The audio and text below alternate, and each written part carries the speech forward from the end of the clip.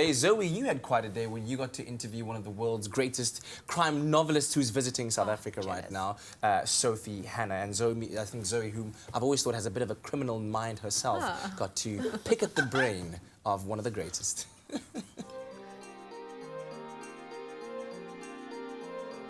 When your books are published in 32 languages across 51 territories, you're definitely an international bestseller, and Sophie Hannah continually lives up to the title.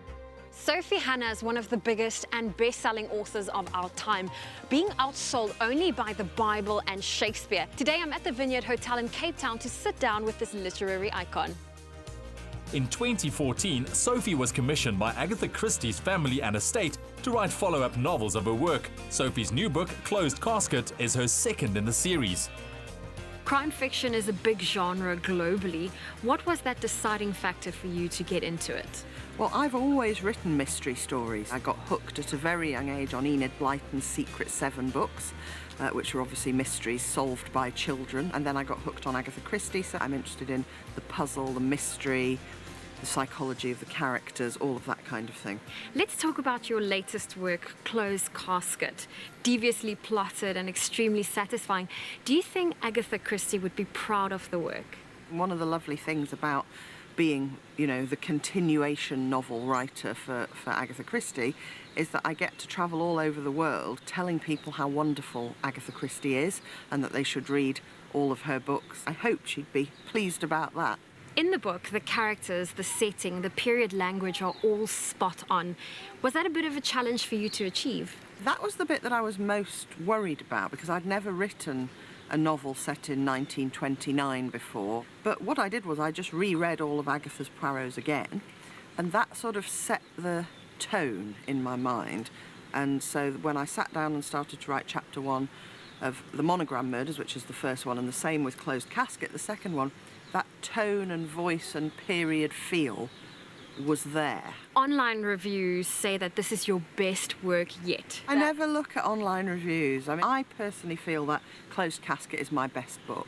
And the reason I feel that is that it's based on the best idea that I ever have had. I had an idea for a motive for murder, which was just incredibly simple, incredibly clear, almost obvious, and yet I knew that nobody would ever guess it and that it hadn't been done before. And that's sort of the holy grail for crime writers. So I was so excited when I had this idea. I think I was extra passionate about this book because I thought this is probably the best idea for a book that I'll ever have. 2 of Sophie's crime novels have been adapted into television series, and her poetry is studied in the British school curriculum, making Sophie one of the world's great living authors. Now I have a little game I'd love to play with you. I'm going to give you a couple of scenarios and you need to decide whether you want to be the villain, the detective, or the hero. So the first one, a woman's gone missing and no one knows where to find her. Would you be the detective, the villain, or the hero? I think I'd be the villain in that scenario, because if no one knows where to find her, then as the detective I'd have a lot of work to do. If literally no one knew, then I couldn't even ask anybody. So I'd be the villain, because I'm assuming if I'm the villain, I know where she's gone. A body is discovered in a house full of suspects whom are all family and friends. Would you be the detective, the villain, or the hero? I see, I like that. There's a good enclosed community, and family and friends, obviously the least trustworthy people ever. So I'd enjoy interrogating them, so I'd definitely be the detective for that one.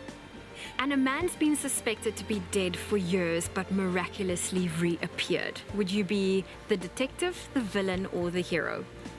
I would be the hero, assuming the hero is that man.